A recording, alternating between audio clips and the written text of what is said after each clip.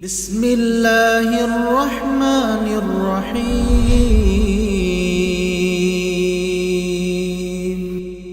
الحمد للہ رب العالمین، والصلاة والسلام علی سید الانبیاء والمرسلین، نبینا محمد وعلی آلہ وصحبہ اجمعین والذین اتبعوہم بإحسان الی یوم الدین، اما بعد۔ آج کی مجلس میں 8ویں پارے سے متعلق ہماری گفتگو ہوگی۔ اس پارے کے 2 حصے ہیں۔ پہلے حصے میں سورۃ الانعام کی بقیہ آیتیں یعنی آیت نمبر 111 تا 165، اور دوسرا حصہ سورۃ اعراف کی ابتدائی 87 آیات پر مشتمل ہے۔ اس پارے کے شروع میں اللہ رب العالمین نے مشرکین کی ہٹ دھرمی بیان کی کہ اگر ہم ان کی طرف فرشتے اتار دیں اور مردے ان سے کلام کرنا شروع کر دیں اور جن چیزوں کا انہوں نے مطالبہ کیا ہے ان تمام چیزوں کو ان کے سامنے اکٹھا کر دیں، جمع کر دیں، تب بھی یہ ایمان نہیں لائیں گے۔ پھر اس کے بعد ہر نبی کے دشمن جو ہوا کرتے تھے، وہ چاہے انسانوں میں سے ہوں یا وہ جنوں میں سے ہوں، اللہ نے ان کا ذکر کیا، اور پھر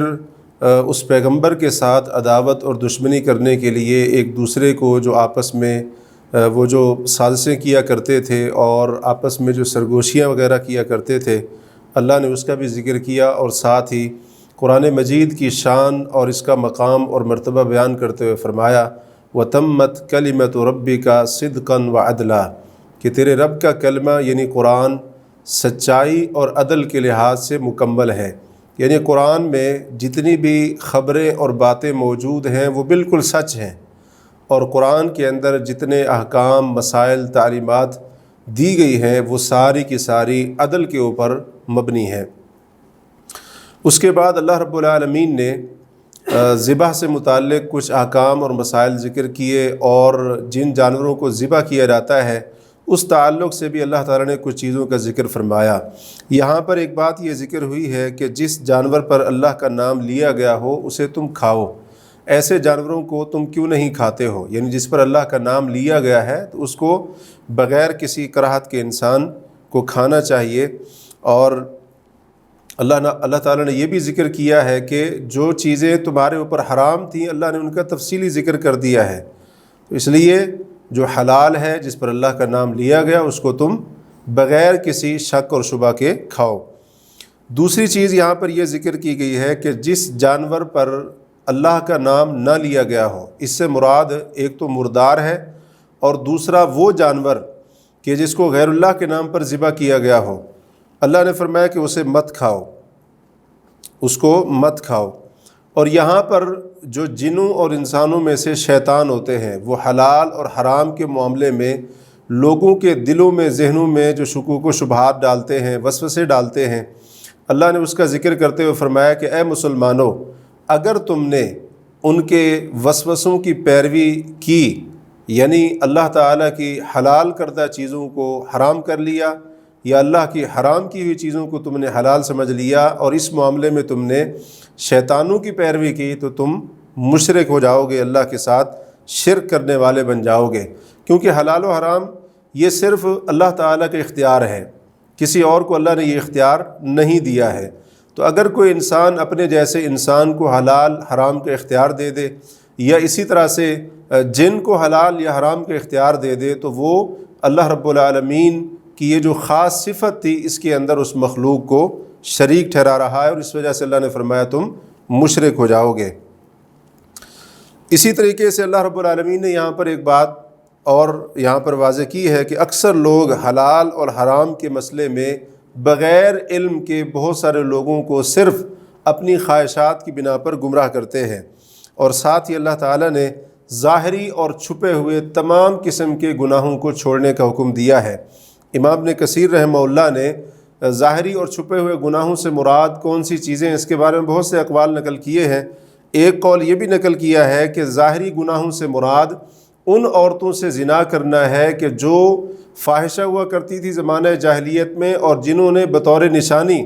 اپنے گھروں کے اوپر سیاہ رنگ کا جھنڈا لگا رکھا ہوتا تھا، تو ان سے بدکاری کرنا، ان سے زنا کرنا یہ ظاہری گناہ ہے، اور باطنی اور پوشیدہ چھپا ہوا گناہ کیا ہے کہ کسی عورت کے ساتھ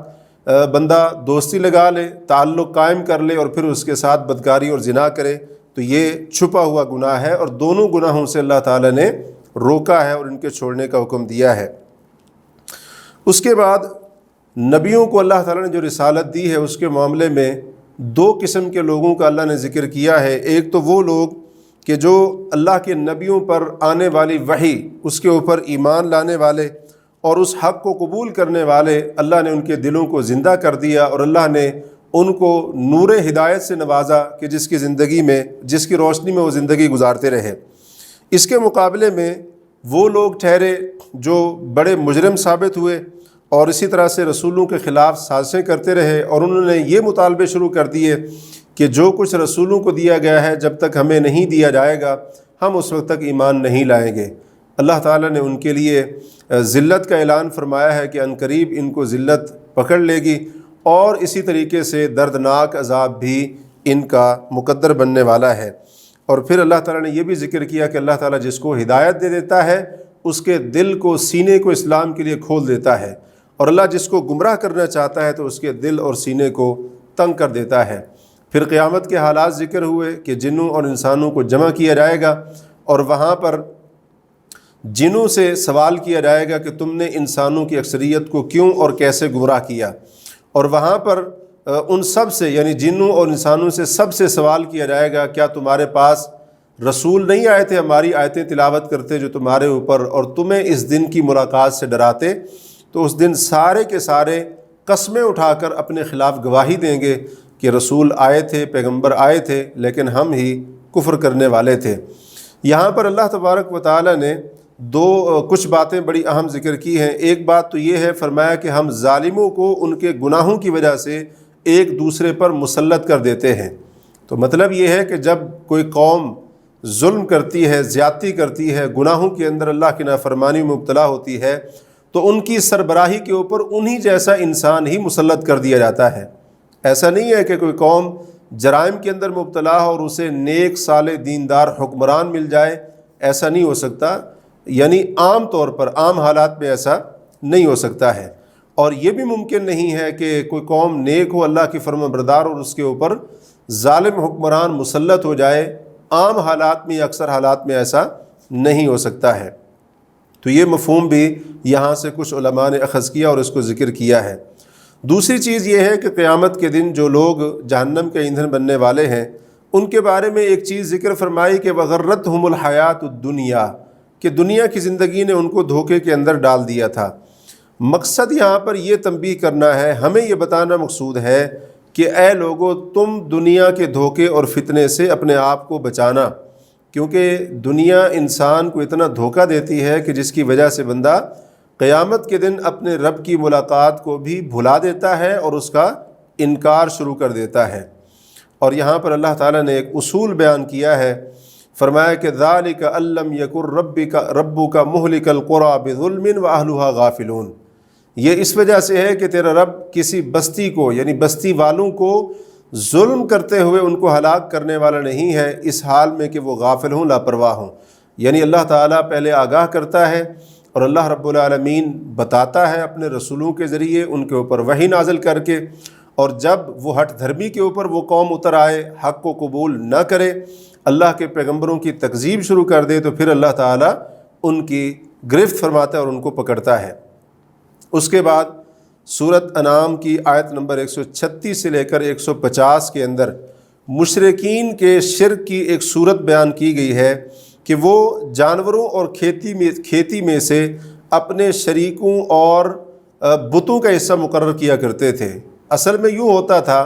کہ وہ اپنے جانوروں میں سے، اور جو ان کی کھیتی باڑی اور اسی طرح سے کاشت فصل ہوتی تھی، اس میں سے اللہ کا حصہ بھی مقرر کرتے اور اپنے بتوں کا حصہ بھی مقرر کرتے تھے، اور پھر اللہ کا جو حصہ ہوتا تھا وہ مہمانوں کو کھلانا، فقیروں پر خرچ کرنا، صلہ رحمی کرنا، اس میں وہ خرچ ہوتا تھا۔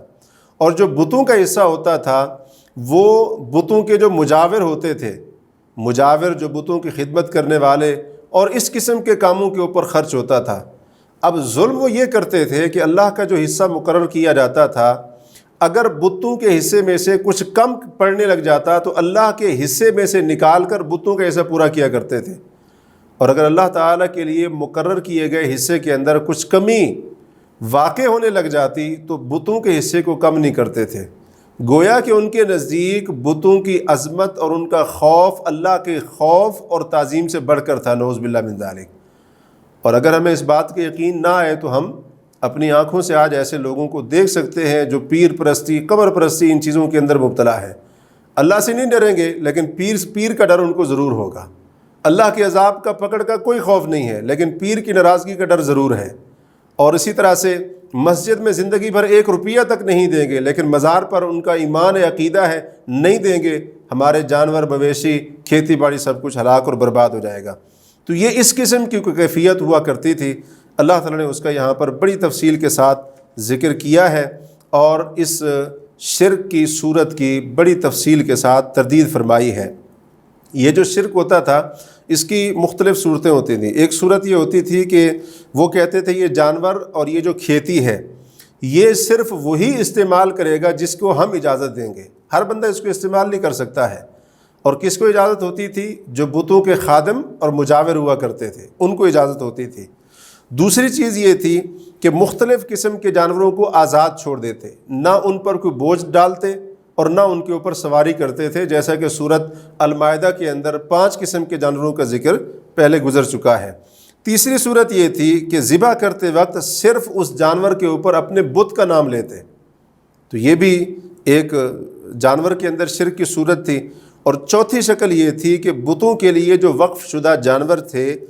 ان میں سے بعض جانور ان کے بارے میں وہ کہتے کہ ان کا دودھ اور ان کے پیٹ سے جو زندہ بچہ نکلے گا وہ صرف ہمارے مردوں کے لیے حلال ہے، عورتوں کے اوپر حرام ہے۔ البتہ اگر بچہ مردہ پیدا ہوتا تو پھر وہ سمجھتے تھے کہ مرد عورت سب کے سب برابر شریک ہیں۔ تو اللہ تعالیٰ نے یہ اس شرک کی 3-4 صورتیں ذکر کرنے کے بعد اس کی مختلف طریقوں سے تردید کی ہے۔ پہلی بات تو یہ کہی کہ اللہ پر بہتان ہے، اور جو بہتان باندھنے والے ہیں اللہ کے اوپر عنقریب اللہ تعالیٰ ان کو جزا دے گا، یعنی ان کو سزا ملے گی۔ دوسری چیز اللہ نے فرمایا کہ ہر قسم کے باغات اللہ نے پیدا کیے ہیں جس میں سے پھل نکلتے ہیں، انار وغیرہ ان کا ذکر کیا، اور اللہ نے فرمایا کہ ان کی کٹائی اور پھلوں کو توڑنے کے دن ان کا حق بھی ادا کرو۔ یعنی جب اللہ نے ان کو پیدا کیا ہے تو ان کا حق بھی اللہ کے لیے ہونا چاہیے، نہ کہ تمہارے اپنے ہاتھوں سے بنائے ہوئے بتوں کے لیے جن کو تم نے معبود بنایا ہے ان کے لیے۔ تو کتنا بڑا ظلم ہے، باغات، پھل اللہ نے پیدا کیے، کھیتیاں اللہ نے پیدا کی، اور اس میں سے بتوں کا، مخلوق کا حصہ نکالا جا رہا ہے۔ تو اس سے بھی اللہ نے ان کی تردید فرمائی ہے، اور ساتھ ہی فرمایا کہ حد سے آگے نہ بڑھو، حد سے آگے نہ بڑھو۔ اور حد سے آگے بڑھنے کی سب سے بدترین صورت یہ ہے کہ بندہ اللہ کا حق مخلوق کو اٹھا کر دے دے۔ اور تیسری چیز یہ ہے کہ 8 قسم کے جانوروں کا ذکر کرنے کے بعد اللہ تبارک و تعالیٰ نے فرمایا کہ جب اللہ تعالیٰ نے تمہیں یہ وصیت کی تھی، یعنی جیسے تم اپنے بتوں کے لیے جانور چھوڑتے ہو یا اس قسم کے معاملات کرتے ہو، جب اللہ نے تمہیں یہ حکم دیا تھا، وصیت کی تھی، کیا تم وہاں پر موجود تھے؟ مطلب یہ ہے کہ اللہ نے ایسی کوئی بات نہیں کہی ہے، تو یہ تمہاری اپنی طرف سے گھڑی ہوئی باتیں اور چیزیں ہیں۔ اور چوتھا طریقہ جس کے ذریعے اللہ نے ان کا رد کیا ہے وہ یہ کہ محرمات کا ذکر کیا، مردار، بہنے والا خون، خنزیر، سور کا گوشت، غیر اللہ کے لیے دیا گیا جانور، ان کا ذکر کیا، اور نبی علیہ الصلوۃ والسلام کو کہا گیا کہ آپ ان کو کہیں کہ جو مجھ پر وحی آتی ہے اس میں تو صرف یہی چیزیں حرام ہیں۔ تو مطلب یہ ہے کہ اللہ تعالیٰ نے جن جانوروں کو تم نے حرام کر رکھا ہے ان کو اللہ نے حرام نہیں کیا ہے، یہ تمہارا بہتان ہے اللہ کے اوپر، اور اللہ تعالیٰ کے اوپر تمہارا جھوٹ ہے۔ مشرکین کی ایک کمزور دلیل کا ذکر کیا، وہ کہتے تھے کہ اگر اللہ چاہتا تو ہم اور ہمارے باپ دادا شرک نہ کرتے۔ تو مطلب یہ ہے کہ اللہ تعالیٰ کی مشیت کو انہوں نے یہ سمجھ لیا کہ اللہ تعالیٰ کی رضا ہے، شاید انہوں نے سمجھا کہ شاید ہم جو کام کر رہے ہیں تو مطلب یہ ہے کہ اللہ کی رضا سے ہو رہے ہیں، حالانکہ یہ بات غلط تھی۔ اللہ نے پچھلی قوموں کا حوالہ دیا کہ انہوں نے بھی اسی طرح سے جھٹلایا اور تکذیب کی، اللہ تعالیٰ نے ان کو پکڑ لیا اور ان کو عذاب دیا۔ تو مطلب یہ ہے کہ اگر اللہ تعالیٰ کی مشیت، اللہ کا چاہنا اس کے راضی ہونے کی دلیل تھا تو اللہ نے پھر ان کو عذاب کیوں دیا؟ اس کا مطلب بالکل واضح ہے، اللہ کا چاہنا اور ہے اور اللہ کا راضی ہونا اور ہے، تو اس کو تم دلیل نہیں بنا سکتے ہو۔ اس دوران اللہ تعالیٰ نے کچھ اہم باتوں کی طرف تنبیہ کی ہے کہ مشرکین کا اپنی اولاد کو قتل کرنا اور اپنی اولاد کو قتل کرنے والے، اللہ پر جھوٹ بولنے والے، اللہ کے دیے ہوئے رزق میں سے کچھ چیزوں کو حرام کرنے والے، ان کے بارے میں اللہ نے فرمایا کہ یہ خسارہ پانے والے ہیں۔ یہودیوں کے اوپر اللہ تعالیٰ نے بعض جانور جو حرام کیے تھے ان کی بغاوت اور گناہوں کی وجہ سے، اور بعض جانوروں کی چربی جو حرام کی تھی اس کا ذکر بھی اللہ نے یہاں پر ذکر کیا ہے۔ اور ساتھ ہی نبی علیہ الصلوۃ والسلام کو، آپ کی امت کو، اللہ کی آیتوں کو جھٹلانے والے، آخرت پر ایمان نہ رکھنے والے اور شرک کرنے والے لوگ، ان کی خواہشات کی پیروی سے روکا گیا ہے۔ اس کے بعد والی آیات کے اندر اللہ رب العالمین نے 10 بڑی اہم اور قیمتی وصیتیں کی ہیں۔ یہ اللہ تعالیٰ کی وصیتیں ہیں اپنے بندوں کو۔ پہلی وصیت کہ اللہ نے شرک کو تمہارے اوپر حرام کر دیا ہے۔ دوسری وصیت والدین کے ساتھ اچھا سلوک کرو۔ تیسری وصیت اولاد کو بھوک کے ڈر سے قتل نہ کرو۔ تو اسی میں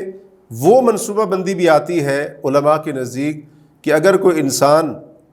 اس ڈر سے منصوبہ بندی کروا رہا ہے اور اسی طرح سے وہ چاہتا ہے کہ اس کے بچے مزید نہ ہوں، ایک بچہ ہے، 2 بچے ہیں، وہ کہتا ہے کہ میں ان کو کہاں سے لا کر کھلاؤں گا، تو یہ بھی اسی زمرے کے اندر آ سکتا ہے۔ تو اس لیے اس چیز کا خیال رکھنا چاہیے۔ تو زمانہ جاہلیت میں بھوک کے ڈر سے اور اسی طرح سے فقر و فاقے کے ڈر سے اپنی اولاد کو قتل کر دیا جاتا ہے، اس سے اللہ نے روکا ہے۔ چوتھی وصیت، ظاہری اور باطنی تمام قسم کی بے حیائیوں کے قریب بھی مت جاؤ۔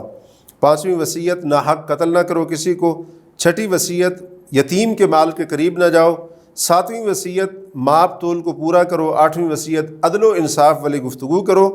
اور نویں وصیت، اللہ سے کیے ہوئے وعدے پورے کرو۔ اور 10ویں وصیت فرمایا کہ میرے سیدھے راستے پر چلو، اور جو گمراہی کے راستے ہیں، ٹیڑھے میڑھے راستے، ان کے اوپر نہ چلنا، ورنہ وہ گمراہی کے راستے تمہیں میری سیدھی راہ سے بھٹکا دیں گے اور دور کر دیں گے۔ اور پھر اس سورت کے اختتام میں حضرت ابراہیم علیہ السلام کے دین اور ان کی توحید کے اوپر مبنی ملت کا ذکر ہوا، اور ہمیں یہ تعلیم دی گئی کہ ہماری نماز، ہماری قربانی، بلکہ ہمارا جینا مرنا، زندگی موت، یہ سب کچھ صرف اللہ کے لیے ہونا چاہیے۔ خالصتاً ایک انسان اپنے رب کی رضا کے لیے زندگی گزارے، غیر اللہ کے لیے اس کی زندگی کے اندر نہ وقت ہو اور نہ ہی اس کی زندگی کے اندر کوئی حصہ ہونا چاہیے۔ تو اس کے اوپر اس سورت کا اختتام ہوا ہے۔ اس کے بعد اس پارے کا دوسرا حصہ شروع ہوتا ہے، اور وہ ہے سورت الاعراف کی ابتدائی 87 آیات۔ اس سورت کا جو مرکزی موضوع ہے، بنیادی موضوع، وہ قیامت کے دن کو ثابت کرنا ہے، اور اس دن لوگوں کا کیا انجام ہونے والا ہے، یعنی جو نیک تھے، ایمان والے تھے، ان کا کیا انجام ہونے والا ہے، اور جو کافر تھے، برے اعمال کرنے والے تھے، ان کا انجام کیا ہونے والا ہے، یہ بڑا تفصیل سے ذکر ہوا ہے۔ اور جو لوگ آخرت کو جھٹلانے والے ہیں، قیامت کو جھٹلانے والے ہیں، ان کا انجام بھی یہاں پر ذکر ہوا ہے، اور اس کے لیے 5 قوموں کے قصے اللہ نے ذکر کیے ہیں جن کے بارے میں آگے آئے گا۔ اور اس سورت کے اندر، یعنی سورت کے شروع میں ہی حضرت آدم علیہ السلام اور ابلیس کا قصہ بڑی تفصیل کے ساتھ بیان ہوا ہے۔ اور اس سورت کے اندر، یعنی آگے جب 9واں پارہ شروع ہوگا تو وہاں پر حضرت موسیٰ علیہ السلام، فرعون اور حضرت موسیٰ علیہ السلام کی قوم بنی اسرائیل، ان کا قصہ اور ان کے حالات اور واقعات بڑی تفصیل کے ساتھ ذکر ہوئے ہیں، جیسا کہ اس کا ذکر انشاءاللہ اگلے پارے کے اندر آئے گا۔ سورت کے شروع میں اللہ رب العالمین نے قرآن مجید کو نازل کرنے کے بعض مقاصد، ایک مقصد تو یہ بیان کیا کہ آپ اس کے ذریعے لوگوں کو ڈرائیں، ایک مقصد یہ کہ یہ قرآن مومنوں کے لیے نصیحت ہے۔ یہ مقاصد ذکر کرتے ہوئے اللہ نے قرآن کی اتباع کا حکم دیا، اور اس کے سوا لوگ جس چیز کی پیروی کی دعوت دیتے ہیں اس کی پیروی سے منع کیا ہے۔ اور ساتھ ہی اللہ رب العالمین نے یہ فرما دیا کہ اے لوگو، اس کتاب کی وجہ سے تمہارے سینوں کے اندر کوئی تنگی اور گھٹن نہیں ہونی چاہیے، یا شک اور شبہ نہیں ہونا چاہیے، یعنی قرآن کی وجہ سے بندے کے دل کے اندر کوئی شک شبہ نہ ہو، قرآن کے بارے میں کوئی شک شبہ نہ ہو، اور نہ ہی اسی طرح سے کسی مسلمان کے دل کے اندر، سینے کے اندر قرآن کی وجہ سے گھٹن اور تنگی ہو، یہ چیز بھی نہیں ہونی چاہیے۔ خاص طور پر جو قرآن کو پڑھا ہوا ہے، قرآن کا حافظ ہے، قاری ہے، اس کے دل کے اندر یہ نہ ہو کہ لوگ مجھے حافظ کہیں گے، لوگ مجھے عجیب نظروں سے دیکھیں گے، لوگ عجیب باتیں کریں گے، کوئی مولوی کہہ کر پکار رہا ہے، کوئی کس طرح سے پکار رہا ہے، اس طرح کی چیز بالکل بھی نہیں ہونی چاہیے۔ اللہ تعالیٰ نے یہ قرآن نازل کیا ہے لوگوں کو ترقی دینے کے لیے، بلندی دینے کے لیے، اور عزت اور مقام اور شان اور مرتبہ دینے کے لیے شان اور مرتبہ لوگوں سے نہیں ملے گا، اللہ رب العالمین کی طرف سے ملے گا۔ تو اس لیے کسی قسم کی تنگی بھی نہ ہو نبی صلی اللہ علیہ وسلم کے کسی امتی کے سینے میں قرآن کے بارے میں، اور نہ ہی قرآن کے بارے میں کوئی شک اور شبہ ہونا چاہیے۔ اس کے بعد اللہ تعالیٰ نے قیامت کے دن سوال جو کیا جائے گا، رسولوں سے بھی سوال کیا جائے گا، ان کی امتوں سے بھی سوال کیا جائے گا، تمام سے سوال ہونے والا ہے، سب کا محاسبہ ہوگا، سب کا حساب ہوگا۔ اور پھر اللہ تعالیٰ نے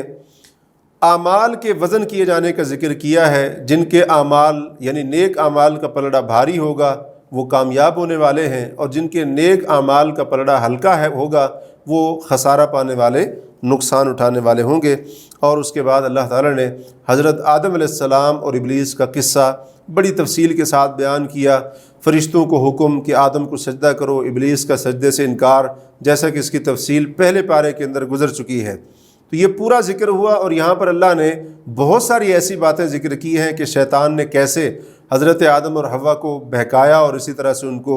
پھسلایا اور ان کو اس درخت کا پھل کھانے کی دعوت دی اور وسوسے ڈالے، اور اسی طرح سے بڑے خوبصورت انداز میں اس پھل کے کھانے کے فائدے بتائے۔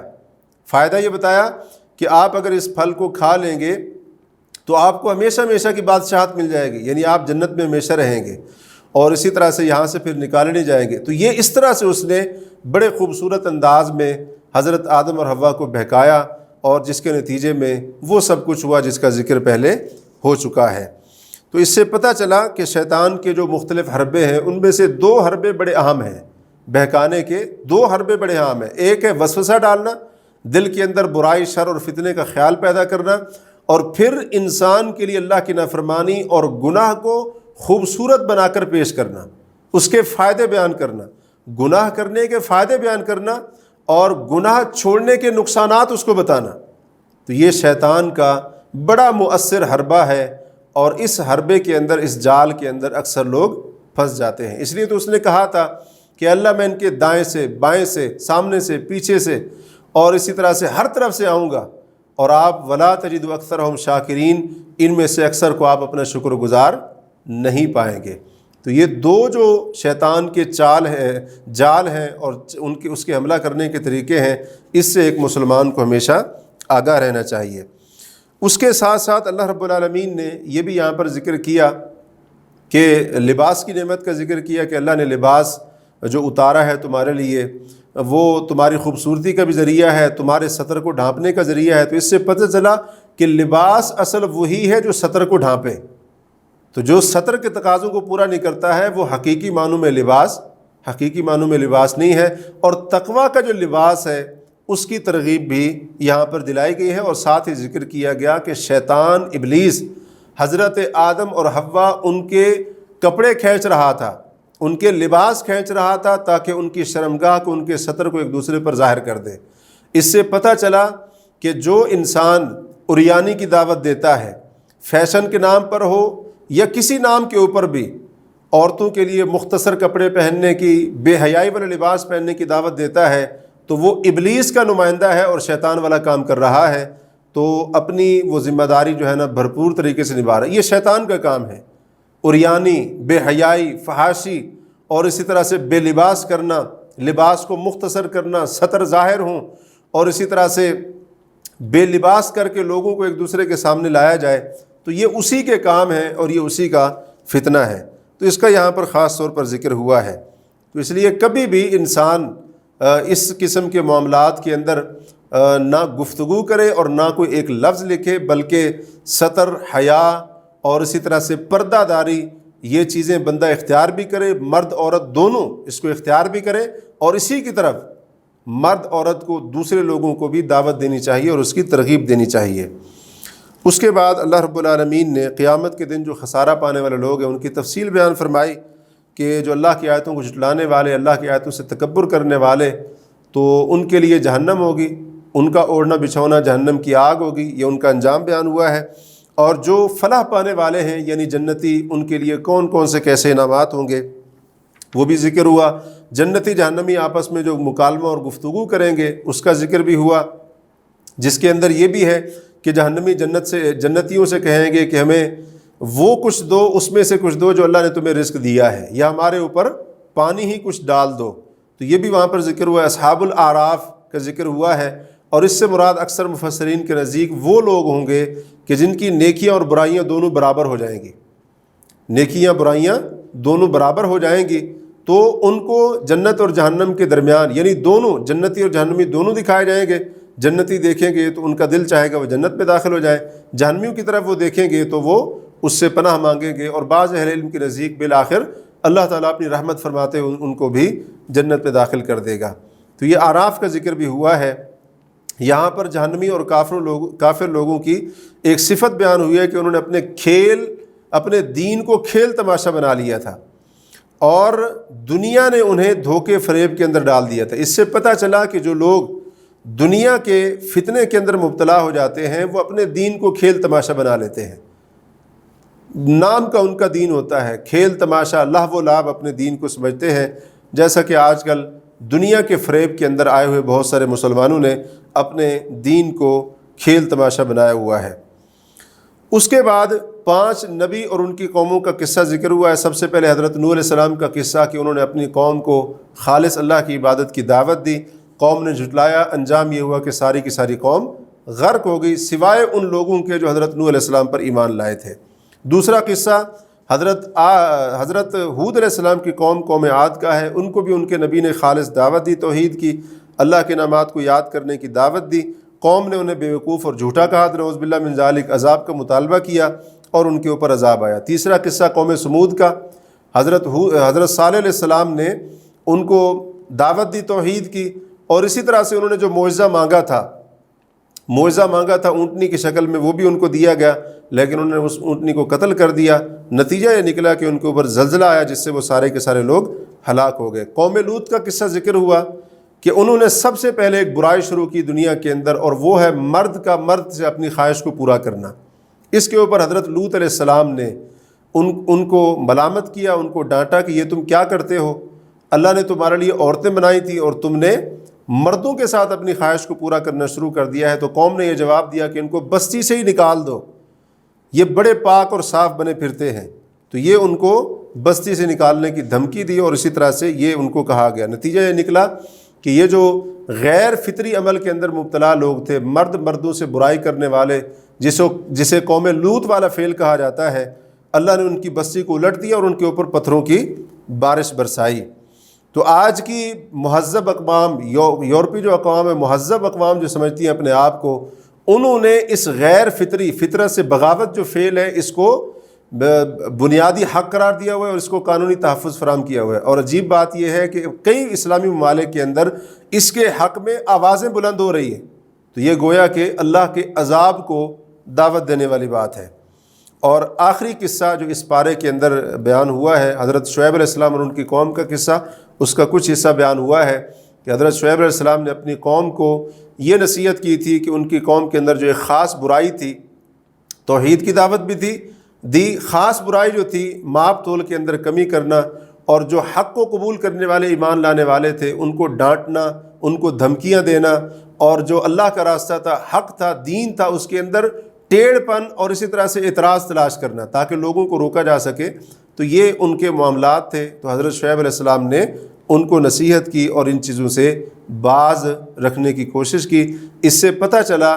کہ جو مجرم ہوتے ہیں وہ ہمیشہ حق کے اندر خامیاں تلاش کرتے ہیں، سچے دین کے اندر خامیاں تلاش کرتے ہیں تاکہ لوگوں کو روک سکیں۔ تو آگے اس قوم کا کیا انجام ہوا، یہ اگلا جو پارہ ہوگا، 9واں پارہ، اس کے شروع کے اندر بیان ہوگا۔ اللہ تبارک و تعالی ہمیں ان باتوں پر صحیح معنوں میں غور و فکر کرنے کی توفیق عطا فرمائے۔ وباللہ التوفیق۔